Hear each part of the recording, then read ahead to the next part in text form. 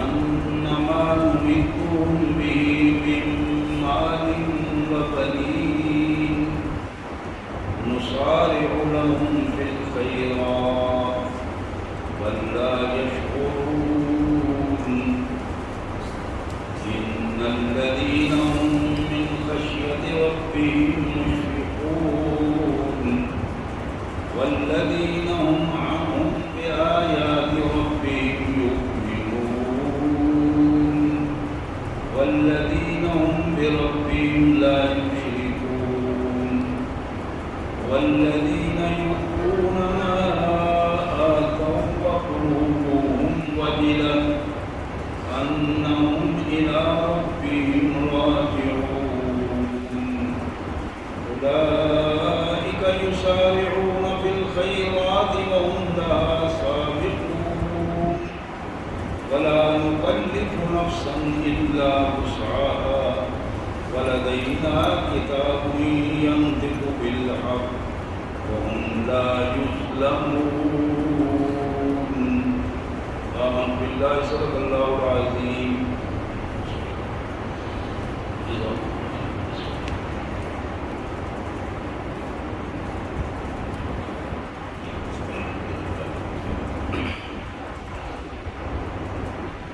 اللهم صل على محمد وعلى آل محمد وبارك وسلم اللهم صل على جميع الأنبياء والمرسلين وعلى الملائكة المقربين وعلى سائر الصحابة والتابعين وعلى عباد الله الصالحين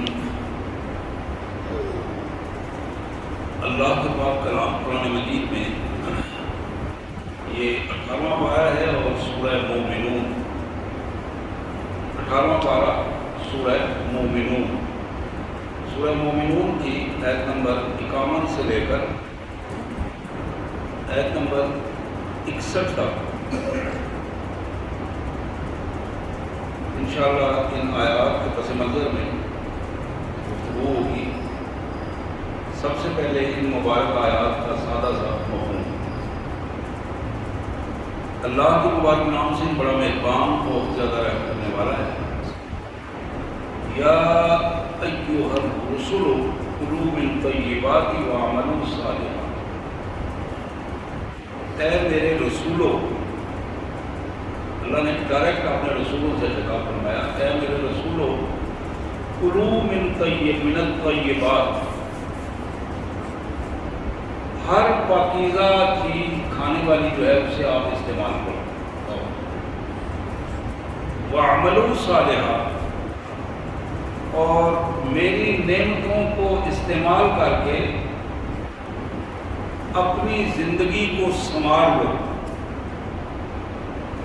میری نعمتوں کو حلال اور طیب استعمال کر کے وَاعْمَلُوا صَالِحًا، اپنی زندگی کو سنوارو، نیک اعمال کو، انی بما تعملون علیم، اور جو کچھ تم عمل کرو گے میں اسے بخوبی جانتا ہوں، میرے سامنے ہے، ایک ایک چیز کو میں دیکھ رہا ہوں، جو تم عمل کرو گے وہ میرے سامنے ہے، میرے علم میں ہے۔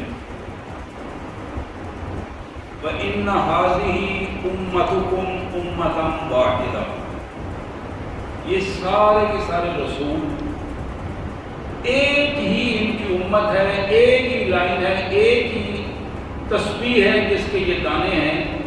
ان هذه امتکم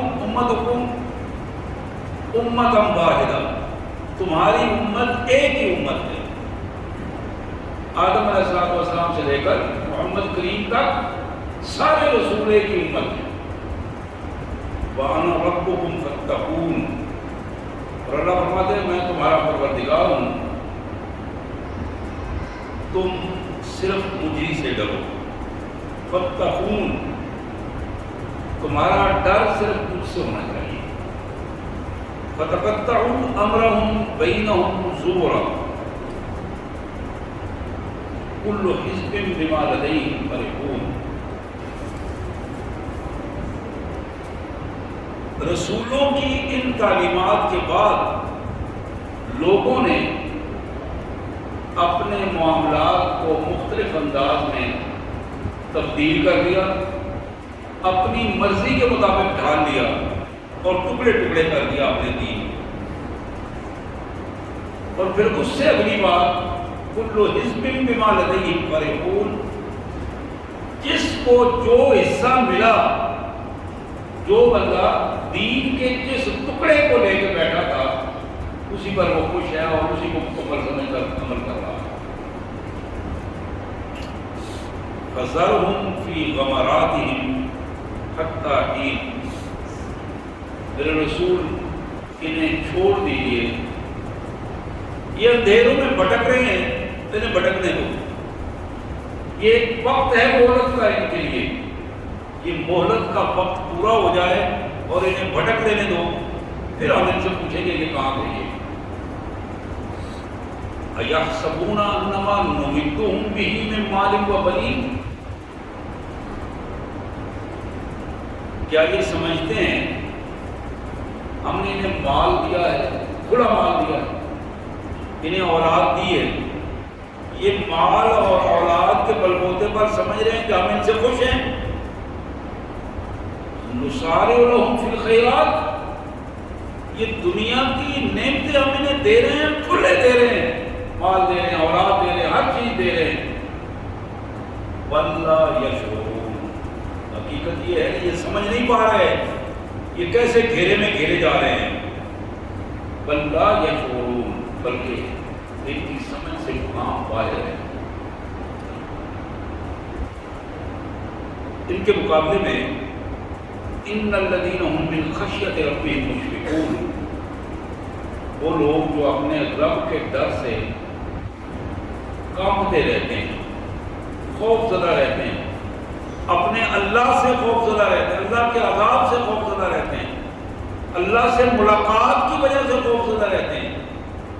ان الذین هم من خشیۃ ربہم مشفقون، اپنے پروردگار کے ڈر کی وجہ سے خوف زدہ ہیں اور کب کبھی داری رہتی ہے ان پر۔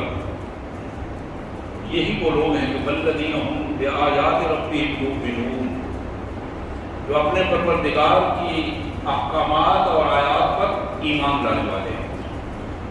والذین هم بربہم لا یشرکون، ان کی بہت بڑی صفت یہ ہے کہ یہ اپنے پروردگار کے ساتھ کسی کو شریک نہیں ہے، اپنے پروردگار کے ساتھ، اپنے رب کے ساتھ کسی کو شریک نہیں ٹھہراتے۔ والذین یؤتون ما آتوا وقلوبهم وجلہ، جو کچھ ہم نے انہیں عطا کیا ہے اس عطا کردہ نعمتوں کو یہ آگے میرے بندوں میں صرف کرتے ہیں، کھل کر خرچ کرتے ہیں اور اس پر اتراتے نہیں ہیں، متکبرانہ رویہ نہیں اختیار کرتے۔ وقلوبهم وجلہ،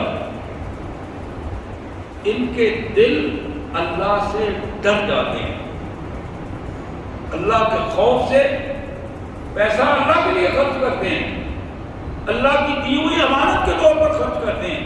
وقلوبهم وجلہ، اندر سے ڈرتے ڈرتے اللہ کو عرض کرتے یا اللہ کو قبول کرتے انہم الی ربہم راجعون، ڈر یہ ہوتا ہے کہ کل اللہ کو حضور جانا ہے، لوٹ کر اللہ کی عدالت میں اللہ کے سامنے پیش ہونا ہے، تو کیا جواب دیں گے؟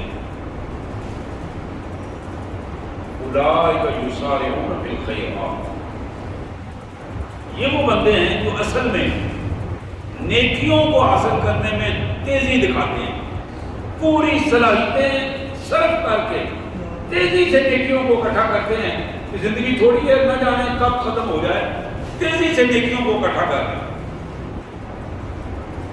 وَهُمْ لَهَا سَابِقُونَ، اور پھر ایک دوسرے سے آگے بڑھنے کی کوشش کرتے ہیں، سبقت لینے کی کوشش کرتے ہیں۔ وَلَا نُكَلِّفُ نَفْسًا إِلَّا وُسْعَهَا، اللہ فرماتے ہیں میرے بندو یہ چیز ذہن میں بٹھاؤ کہ اللہ کسی بندے کو اس کی ہمت سے زیادہ تکلیف نہیں دیتا، لا نکلف نفسا الا وسعها، اور ہم کسی بندے کو بھی اس کی وسعت، اس کی طاقت، اس کی ہمت سے زیادہ تکلیف میں مبتلا نہیں کرتے۔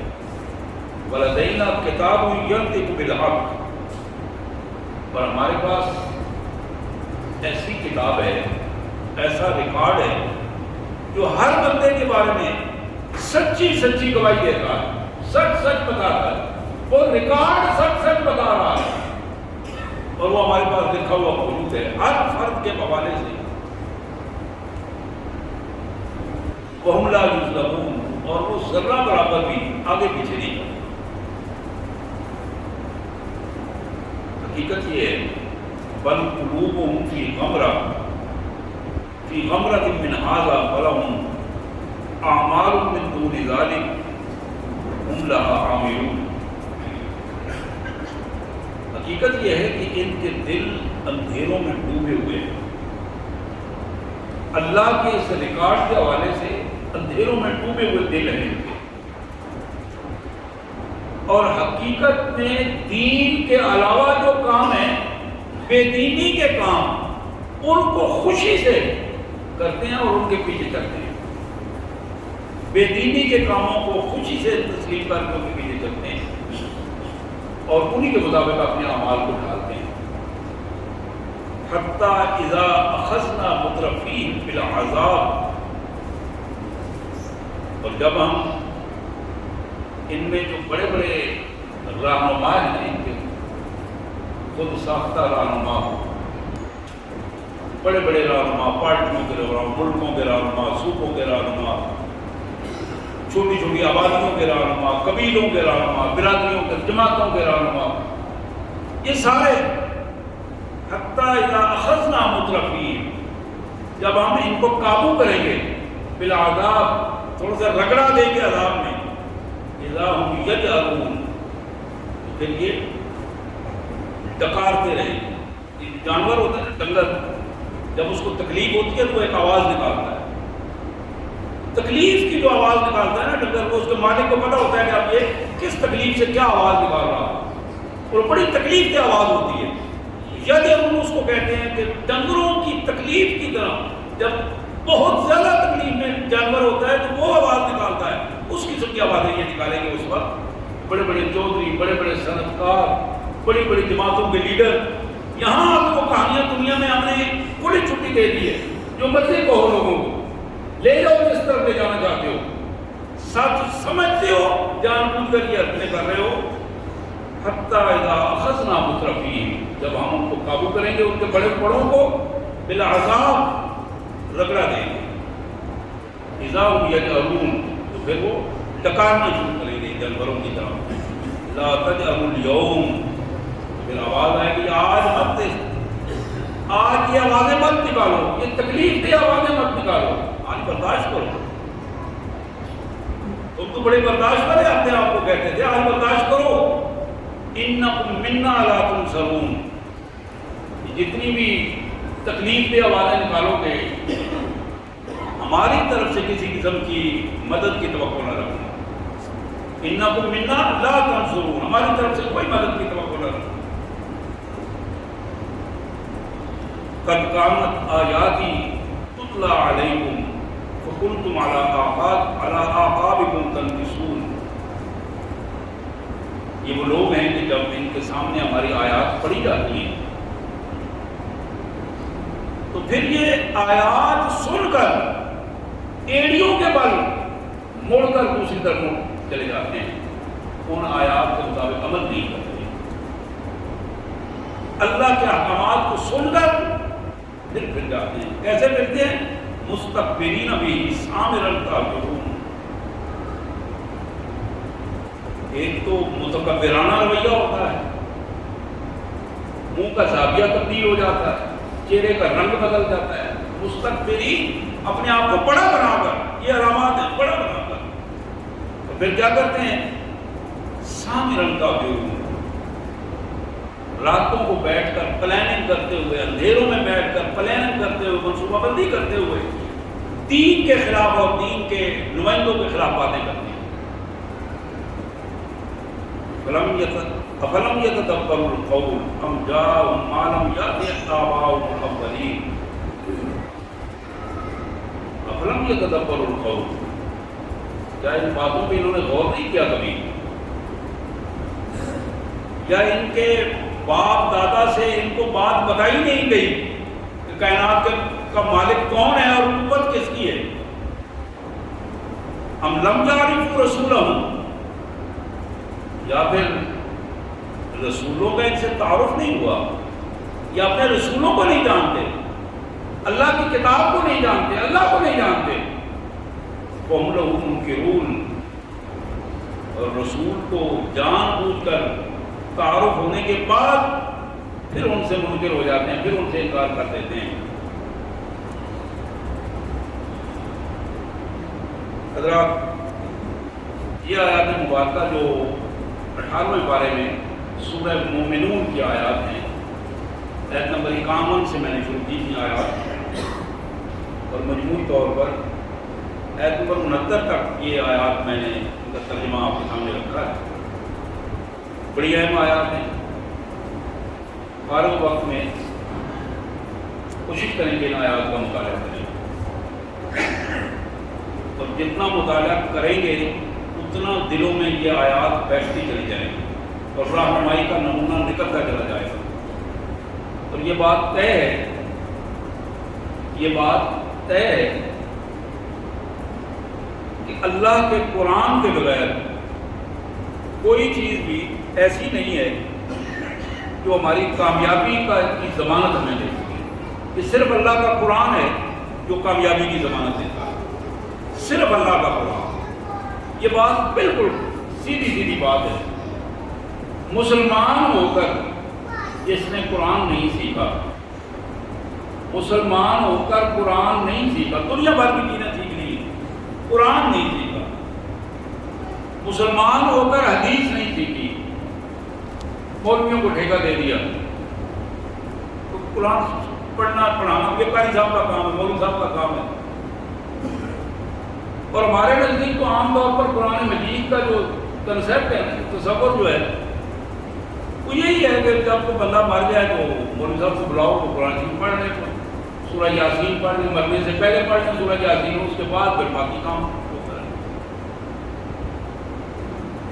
مولوی صاحب کو کچھ رہتے ہیں، اس سے ان کا بھی دنیا داری کے نظام چلتا رہتا ہے، اور نظام جو ہے بہتر انداز میں کام ہوتا ہے۔ پھر ٹھیکہ مولوی صاحب کو دیا ہوا ہے، جب گھر میں بیٹا پیدا ہوتا ہے بلاؤ مولوی صاحب کو، اذان کان میں دلوائی جائے۔ اور یہ بڑی اہم بات ہے کہ ہم اپنے بچے کے کان میں خود اذان دینے والے بھی نہیں ہیں۔ اتنی توفیق نہیں ہے کہ ہم وضو کریں، وضو کر کے اللہ کے حضور اس کا شکر ادا کریں اور خود اپنے بیٹے کے کان میں اذان کہیں۔ اسی طرح جب بندہ رخصت ہو جاتا ہے تو ہم دیکھتے رہتے ہیں کہ مولوی صاحب آئیں اور جنازہ پڑھائیں، مولوی صاحب آئیں اور جنازہ پڑھائیں۔ کس طرح پڑھائیں؟ 2 منٹ والا جنازہ ہو، 4 منٹ والا جنازہ ہو، 1 منٹ والا ہو، یا آدھے گھنٹے والا ہو۔ مجھے یاد آ رہا ہے کہ میں ان دنوں آرمی میں خطیب کی حیثیت سے تھا، تو ہمارے ایک افیسر جو لاہور کے رہنے والے تھے، ان کی والدہ فوت ہو گئی، تو وہ 2-4 دن 5 دن بعد واپس آئے۔ تعزیت کے لیے میں ان کے پاس بیٹھا تھا دفتر میں، تو بڑے نا رنجیدہ ہو کر مجھے کہنے لگے، خطیب صاحب بڑے افسوس کی بات ہے، علماء جو ہے نا، مولوی جو ہے نا، یہ بڑا تنگ کرتے ہیں۔ میں نے کہا کیا ہوا؟ کہنے لگے کہ میری والدہ فوت ہو گئی ہیں، وہ قاری صاحب محلے سے بلائے تھے، بلا کے ان کو بتایا کہ وہ آپ کے قرآن خوانی کریں، تو وہ اپنے مدرسے کے بچوں کو بھی لے آئے اور خود انہوں نے قرآن خوانی بھی کی۔ اب میرے والد صاحب نے ہمیں حکم دیا، ہم 4 بھائی ہیں، والد صاحب نے حکم دیا کہ اس دفعہ، پہلے تو ہم مولوی صاحب کو پیسے ویسے دیتے تھے، اس دفعہ انہیں صرف کھانا کھلائیں تو پیسے نہیں دینے، یہ اچھا نہیں لگتا کہ ہم ان کو پیسے دیں، تو ہم نے مولوی صاحب کو پیسے نہیں دیے قاری صاحب کو۔ وہ میجر صاحب مجھے کہنے لگے کہ جب قاری صاحب فارغ ہو گئے ان کو کچھ نہیں دیا ہم نے، سلام کیا تو وہ خیر باہر نکلے، ہم نے الوداع کر دیا، اپنی طرف سے ہم الوداع کر رہے ہیں، قاری صاحب دروازے کے سامنے کھڑے ہیں، بچے بھی کھڑے ہیں، تو ہم نے کہا کہ قاری صاحب بس یہی تھا. انہوں نے کہا اچھا. قاری صاحب کے ساتھ والی گھر کی جو سیڑھی بنی ہوئی تھی اس کے اسٹیپ پر کھڑے ہو کے تقریر شروع کر دی. اب بچے سامنے کھڑے ہیں، یہ وہ میرے صاحب مجھے بتا رہے ہیں، بچے سامنے کھڑے ہیں اور قاری صاحب نے تقریر شروع کر دی اور کہا کیسے خبیث لوگ ہیں، قرآن کے لیے بلاتے ہیں اور پھر اس کا معاوضہ بھی نہیں دیتے، میں ان کے باپ کا نوکر ہوں. اب انہوں نے وہ کہانی شروع کر دی. جب انہوں نے 15-20 منٹ لگائے تو ان کے والد صاحب نے کہا کہ جاؤ پتر جا کے قاری صاحب کو جو مانگتے ہیں وہ دو اور ان سے جان کرواؤ. تو کہتے ہیں کہ ہم نے کو 500,000 دیا اور ساتھ معذرت کی اور ان کو کہا مہربانی کریں جائے. تو مجھے کہنے لگے کہ آپ دیکھیں یہ کتنا بڑا ظلم ہے. میں نے بات ساری سن لی تو میں نے ان سے پوچھا، میں نے کہا وہ ملک لکھتے تھے اپنے نام کے ساتھ، میں نے کہا ملک صاحب محسوس نہیں کرنا آپ نے، ذرا مجھے یہ بتاؤ کہ ماں کس کی مری تھی، آپ کی یا قاری صاحب کی؟ بڑی کھلی کھلی باتیں ہوئی ان سے. انہوں نے کہا جی والدہ تو میری تھی. میں نے کہا جی وہ آپ کے والد کی کیا لگتی تھی؟ انہوں نے کہا جی بیوی. میں نے کہا جی قاری صاحب کو تکلیف ہوگی یا آپ کے والد کو تکلیف ہوگی؟ تکلیف تو آپ کے والد کو ہے جس کی بیوی فوت ہوئی ہے، تکلیف آپ کو ہے جس کی والدہ فوت ہوئی ہے. کام یہ کس نے کرنا تھا؟ قاری صاحب کو تو آپ نے ٹھیکہ دیا، تو ٹھیکیدار نے اپنے پیسے لینے ٹھیکے کے. ہمارا بالکل یہی پوزیشن ہے کہ ہم نے اپنے دین کو ٹھیکے پہ دیا ہوا ہے اور اس میں مختلف ٹھیکیدار ہیں ہمارے سامنے. بعض ہمارے ٹھیکیدار میں وہ ناخانی کرتے ہیں، اس پہ ٹھیکیداری پہ اپنے پیسے وصول کرتے ہیں، جتنا ان کا ریٹ ہے اسی حساب سے وہ بہتر سے بہتر ریٹ وصول کرتے ہیں جس طرح ٹھیکیداروں کا ریٹ ہے. اسی طرح قراء حضرات ہیں، وہ بھی اپنے ٹھیکیداری کے حساب سے اپنے وقت کے پیسے لیتے ہیں، محنت کرتے ہیں. ریاض اس کو کہتے ہیں، وہ ریاض کرتے ہیں، محنت کرتے ہیں، محنت کرنے کے بعد جب وہ پرفارم کرتے ہیں اس کے وہ پیسے لیتے ہیں. اسی طرح مختلف مقررین وہ مقررین پہلے طے کرتے ہیں اور پھر آگے یہ سارا سلسلہ کرتے ہیں. حضرات حقیقت یہ ہے کہ دین ٹھیکیداری کا نام نہیں ہے، دین ٹھیکیداری کا نام نہیں ہے. میں عرض یہ کر رہا تھا شروع سے جہاں بات شروع ہوئی کہ جب تک قرآن سے مخلصانہ تعلق نہیں بنے گا تب تک ہماری جان نہیں چھوٹے گی، ذلت رہے گی اس دنیا میں بھی اور آخرت میں بھی. کافروں کے لیے یہ دنیا آسان ہے، کافروں کے لیے دنیا آزمائش نہیں ہے، آسان ہے، بلکہ اسے جنت کی تشبیہ دی گئی ہے. کافر جتنی محنت کرے گا اس دنیا میں رہے گا اس محنت سے کئی گنا زیادہ اسے دیا جائے گا. اور اللہ فرماتے ہیں کہ میں نے ان کی اس بدقسمتی پر کہ انہوں نے جان بوجھ کر اللہ اور اللہ کے رسول اور اللہ کے دین سے دشمنی کی ہے، ان کو میں زیادہ دیتا ہوں، زیادہ دیتا ہوں. یہاں یہ الفاظ جو آپ نے سنے، فَذَرْهُمْ فِي غَمَرَاتٍ حَتَّىٰ حِينٍ يَحْسَبُونَ أَنَّمَا نُمِدُّهُمْ بِهِ مِن مَالٍ وَبَنِينَ. خوبصورت اولاد، زیادہ اولاد، نفری زیادہ، مال زیادہ، زمینیں زیادہ، فیکٹریاں زیادہ، کھیل کود زیادہ، وسائل زیادہ. کیوں؟ اللہ فرماتے ہیں نُصَارِعُ فِي الْخَيْرَاتِ. یہ سمجھتے ہیں کہ ہم ان پر یہ جو کچھ ہم ان کو دے رہے ہیں ان پر خوش ہیں. نہیں بل لا یشعرون. یہ سمجھ نہیں پا رہے کہ ہم ان کو کس طرح اکٹھا کر کے گھیر کے اس جہنم کی طرف لے جا رہے ہیں جس جہنم میں جانے کے لیے یہ خود بخود خوشی سے اس راستے کی طرف آ رہے ہیں.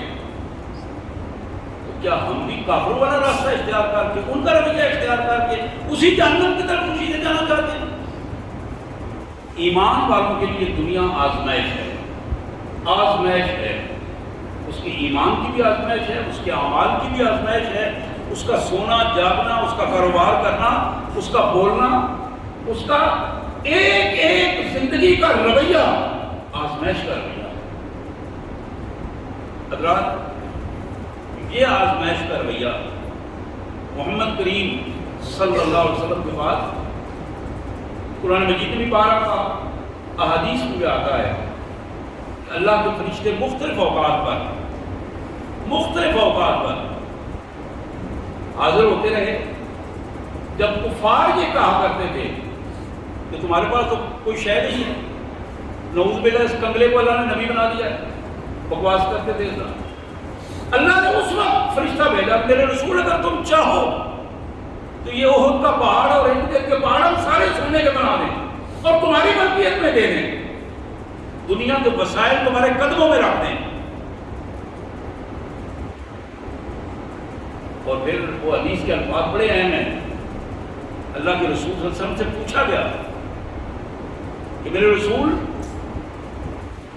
بادشاہ نبی بننا چاہتے ہیں یا سادہ اللہ کے سادہ عاجز بندوں کی طرح نبی بننا چاہتے ہیں؟ اللہ کے رسول صلی اللہ علیہ وسلم نے عاجز نبی بننے کی دعویٰ پیش کیا کہ میں اللہ کا بندہ ہوں اور اللہ کے بندوں کی طرح ہوں۔ اور اللہ سیدہ عائشہ صدیقہ سلام اللہ علیہ کی روایت وہ فرماتی ہیں کہ جب سے یہ حدیث حضور اکرم صلی اللہ علیہ وسلم کے پاس یہ پیغام آیا اللہ کی طرف سے اور آپ نے فرمایا کہ میں عاجز بندہ بننا چاہتا ہوں، اللہ کا عاجز بندہ بن کر اس کا نبی بننا چاہتا ہوں، میری ماں کہتی ہے کہ اس کے بعد میرے رسول صلی اللہ علیہ وسلم نے کبھی بھی تکیہ لگا کر کھانا نہیں کھایا، ہمیشہ آگے چھپ کے کھانا کھاتے تھے اور کہا کرتے تھے کہ میں اللہ کے عاجز بندوں کی طرح کھانا کھاتا ہوں، اللہ کے متکبر بندوں کا رویہ میرے اندر موجود نہیں ہے۔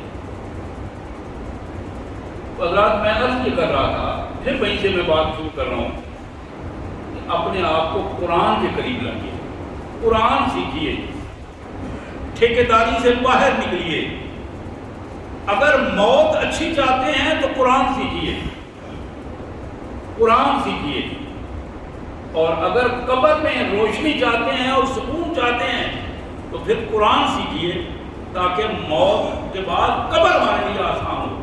اور اسی طرح حشر میں حساب و کتاب اگر بہتر چاہتے ہیں، میزان میں بہتری چاہتے ہیں تو میرے پیارے بھائیوں قرآن کی طرف آئیے، قرآن کی طرف آئیے۔ ہم نے قرآن کو پشت کے پیچھے چھوڑ دیا ہے، پھینک دیا ہے۔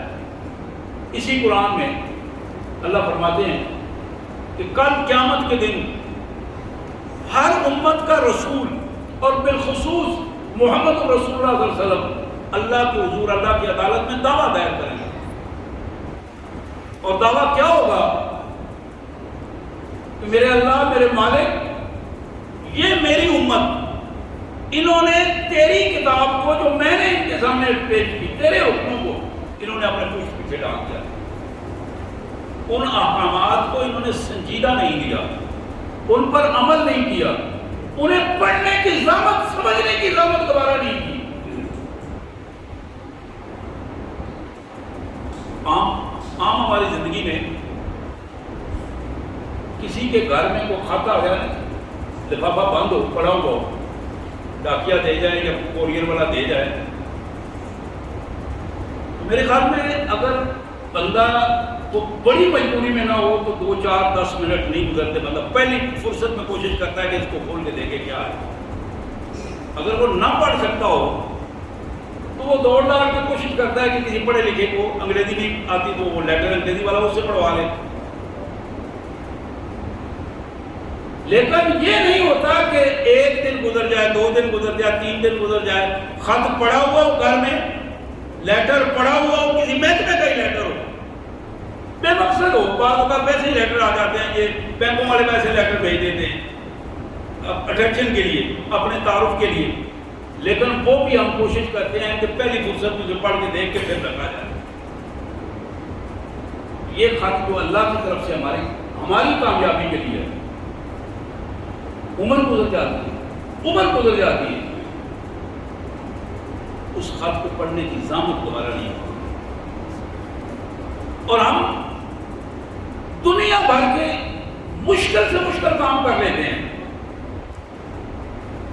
مشکل سے مشکل کام۔ بزرگ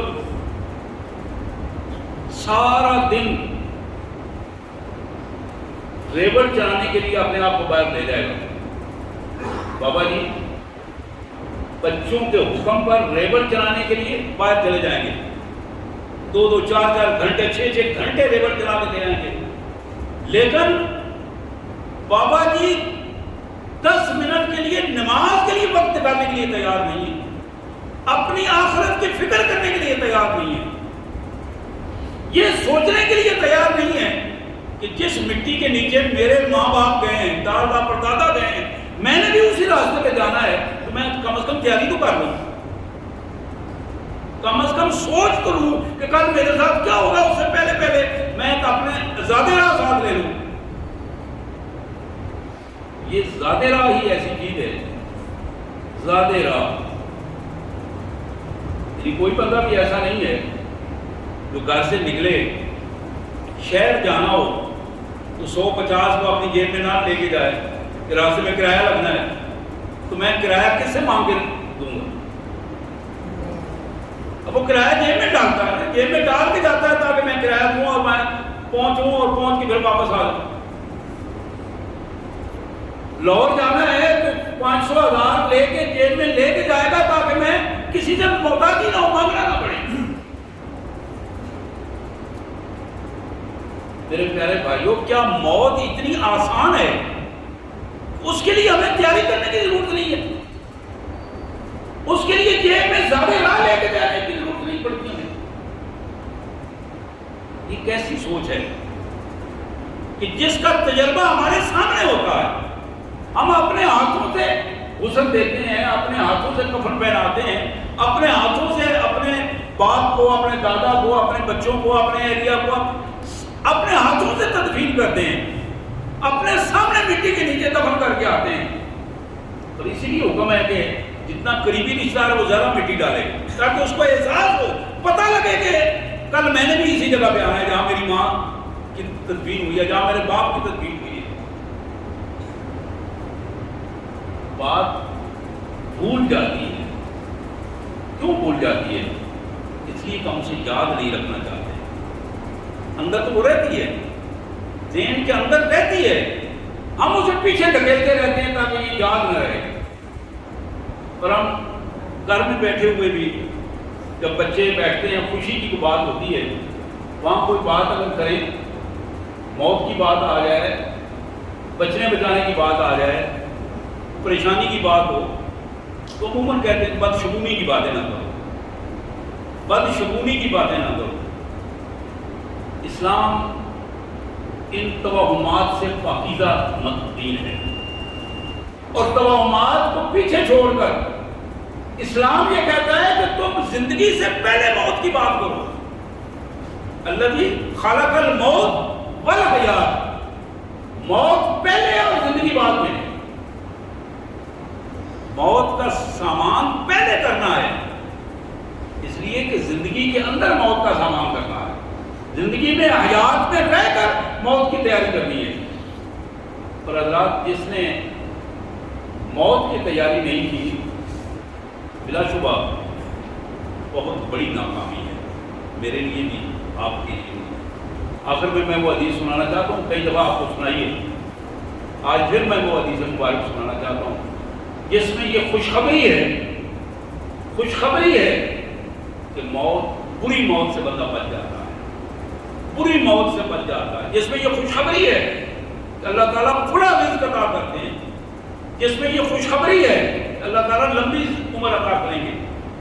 من سرہ ان یمد لہ فی عمرہ ویوسع لہ فی رزقہ ویدفع عن میتۃ السوء.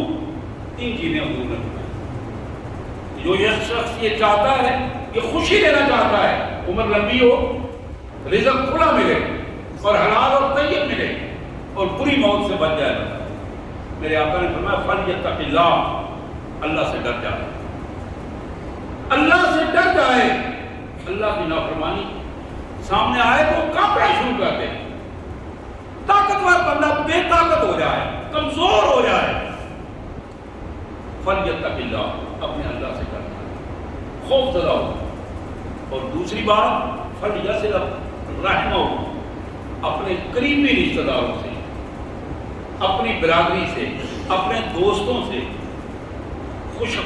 کھلے ہاتھ سے ان پر خرچ کرے اور ان کے حقوق کا خیال رکھے، تو ان کے حقوق ادا کرے، صلہ رحمی کرے۔